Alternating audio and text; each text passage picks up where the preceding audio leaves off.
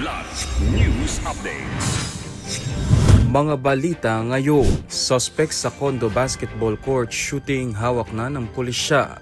119 million pesos na halaga ng shabu na itinago sa countertops na sabat sa Port of Clark. Libreng sakay sa LRT2 at MRT3 handog sa kababaihan ngayong International Women's Day.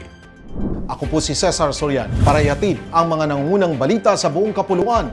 Ngayon, Hawak na ng pulisya ang 59 anyos na suspect sa pamamaril sa isang basketball court sa condominium complex sa Barangay Marcelo Green, Parañaque City.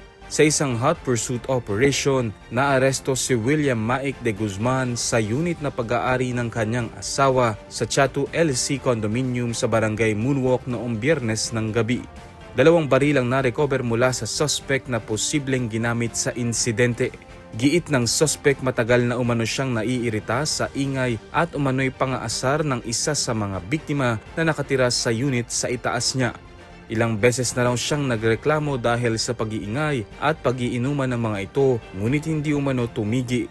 Unang binaril ng suspect ang isang 52 anyos na lalaki na nanonood ng basketball sa court na sinasabing target niya. Makikita rin sa CCTV na nagpaputok pa siya ng baril sa iba pang tao kung saan isa pa ang nasawi. Nahaharap ang suspect sa kasong double murder at frustrated murder.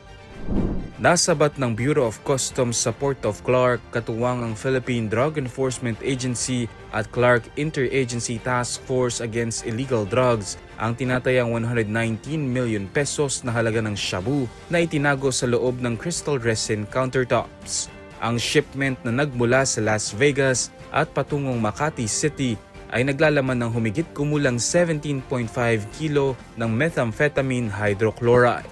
Nadiskubre ito matapos ma-flag sa X-ray at makumpirma sa canine inspection at laboratory test. Isinailalim na sa warrant of seizure ang kargamento dahil sa paglabag sa Republic Act 9165 at Customs Modernization and Tariff Act.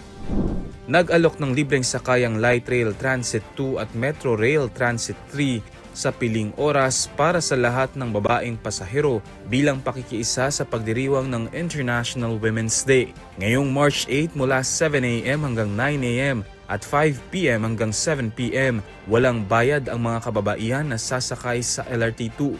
Magkakaroon din ng libreng sakay para sa kababaihan sa MRT3 sa Lunes, March 9 sa parehong oras. Sa isang statement, inihayag ng pamunuan na ito ay munting handog sa mga kababaihan bilang pagpupugay sa kanilang lakas, dedikasyon at inspirasyon sa bansa. Para sa Kidlat News Channel, ako si Renzel Linon, nag-uulat. ako po si Cesar Soriano kasama nyo sa bawat pagputo ng balita.